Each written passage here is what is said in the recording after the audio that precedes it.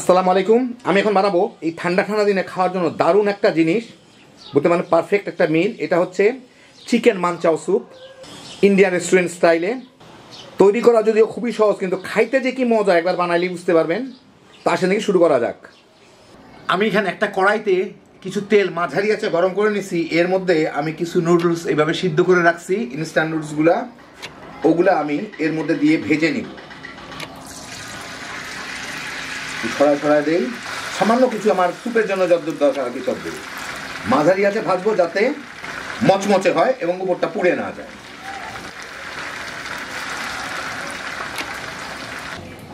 এই 4-5 মিনিট ভেজে নুডলসগুলো বেশ মচমচে হয়ে ভাজা হয়ে গেলেই আমি এগুলাকে তুলে নিব একটা টিস্যুর উপরে, যাতে অতিরিক্ত তেলটা ঝরে যায়।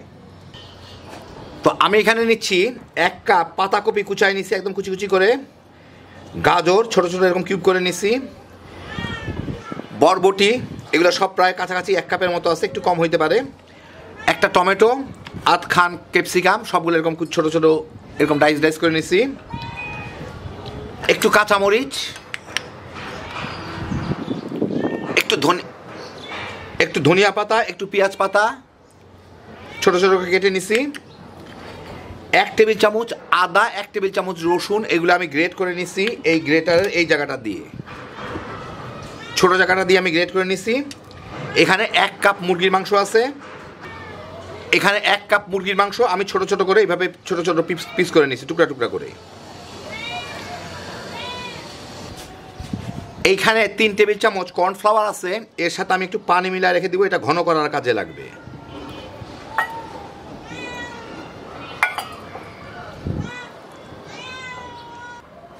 আমি এখানে 2 টেবিল চামচ তেল গরম করে নিছি, এর মধ্যে আমি আদা রসুন গুলাকে দিয়ে কুচিগুলাকে দিয়ে একটু ভেজে নিব। আমি কিন্তু মিডিয়াম আঁচে রান্না করতেছি।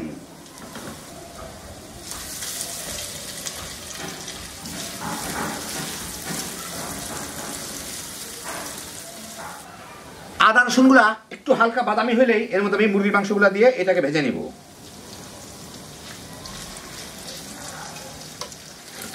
মুরগির মাংসগুলা একটু হালকা বাদামি দাগ লাগলে এর মধ্যে আমি দিয়ে দেবো কাঁচামরিচ। আমি একটু লাল লাল মরিচও নিয়েছি, এইগুলো আধা মিনিটের মতো একটু ভেজে নিব, তাহলে মরিচটা ভাজা হলে একটু ফ্লেভারটা ভালো আসে। ততক্ষণে মুরগিটাও আর একটু ভাজা হয়ে যাবে। আমি একটু বাদামি বাদামি করে ভাজলাম, আপনারা ইচ্ছা করলে বাদামি ছাড়াও ভাজতে পারেন, অসুবিধা নাই। বাদামি করে ভাজলে একটু ফ্লেভারটা ভালো আসে আর কি। কাঁচামরিচটুকু ভেজেই আমি এর মধ্যে এখন দিয়ে দিচ্ছি এই সবজিগুলা,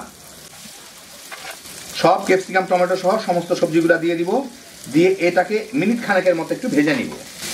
আমি চুলার জালটা এখন হাইয়ে দিয়ে দিচ্ছি, হাই হিটে প্রায় মিনিট 1.5 মতো ভাজলাম।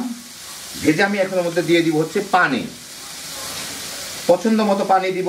এই স্যুপটা কিন্তু একটু ঘন টাইপের হয়, মানে একদম পাতলা না, সেই জন্য আমি এখানে প্রায় বোধহয় দেখি হইল নাকি, আরেকটু পানি দিয়ে দেবো, না আরেকটু দিতে হবে পানি, প্রায় 1.5 লিটারের মতো পানি দিলাম। এখন আমি এটাকে জাল দিয়ে বলকে নিয়ে আসবো। স্যুপটা ভালো মতো ফুটে উঠলে আমি এর মধ্যে দিয়ে দিচ্ছি 1 চা চামচ সাদা গোলমরিচের গুঁড়া, কালোটাও দিতে পারেন, সাদাটা দিলে ফ্লেভারটা ভালো আসে, প্রায় 2 টেবিল চামচ soya sauce, regular soya sauce, একটু মিলায় দেখি কালারটা। সয়া সসে কিন্তু লবণ আছে, সেই জন্য একটু খেয়ে দেখতে হবে যে কীরকম। এখন আমি এর সাথে দিব প্রায় 1 টেবিল চামচ ডার্ক সয়া সস, এটার কালারটা একটু কালচে টাইপের হয়, কারো কাছে ডার্ক সয়া সস না থাকলে রেগুলারটাই দিয়ে চালাই দিয়েন।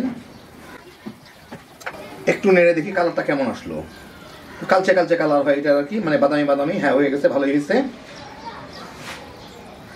আমি এখন একটু খেয়ে দেখি লবণ লাগবে নাকি, না সয়া সসে যা লবণ আছে তাতেই হয়ে গেল।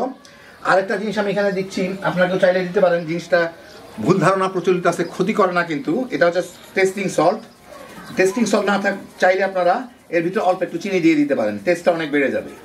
আমি প্রায় আধা চা চামচের মতো টেস্টিং সল্ট দিলাম, দিয়ে এখন এইটাকে মিনিট খানেক জাল দিয়ে নিই। এটাতে অরিজিনালি একটা সিজনিং ব্যবহার করা হয়, সেই সিজনিংটা পুরোটাই টেস্টিং সল্ট দিয়ে তৈরি, তার বদলে আমি টেস্টিং সল্টটি দিলাম। এই 1 মিনিটের মতো জাল দিয়েই আমি এখন এর মধ্যে দিয়ে দিচ্ছি এই যে কর্নফ্লাওয়ারটা আমি গুলায় রাখছি, এটা তলে বসে আছে, এটা আবার একটু ভালো মতো গুলায় এর মধ্যে দিয়ে এটাকে আমি একটু ঘন করে নিব। ভালো মতো পানির সাথে মিশে গেল। এখন আমি এটা নাড়তে নাড়তে দিব, পুরাটা দিব না, কিছুটা দিব, দিয়ে দেখি কতদূর ঘন হইল। তারপর আমার পছন্দ মতো ঘন করবো। এটা কিন্তু অনেক ঘন একটা স্যুপ হয়, আরও লাগবে, ফুটে উঠুক তারপর বুঝতে পারবো।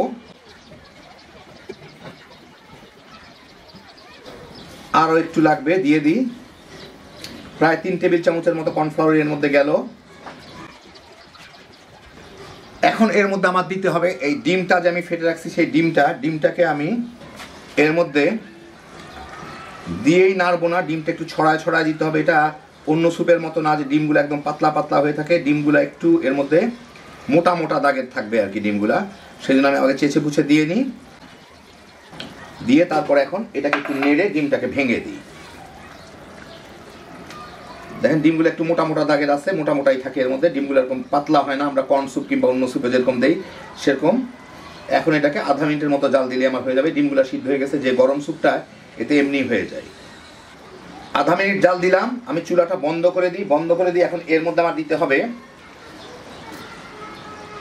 একটু ধনিয়া পাতার কুচি আর একটু পেঁয়াজ পাতা, মানে পেঁয়াজের কলিগুলো আমি কুচি কুচি করে রাখছি, ওগুলা দিয়ে দিব, দিয়ে মিশাই দিব।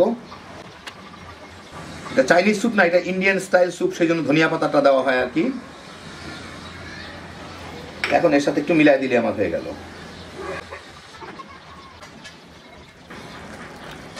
আর টেস্ট একটু বাড়ানোর জন্য এর মধ্যে দিতে হবে 1 টেবিল চামচের মতো ভিনেগার। টকটা যার যার পছন্দ মতো দেখে নিয়েন। এখন আমি একটু টেস্টটা দেখে নিই, টক নুনটা সব কিছু ঠিক আছে কিনা। সব ঠিক আছে, হয়ে গেল আমার দারুণ মজার চিকেন মাঞ্চাও স্যুপ। আপনাদের আমি বেড়ে দেখাচ্ছি।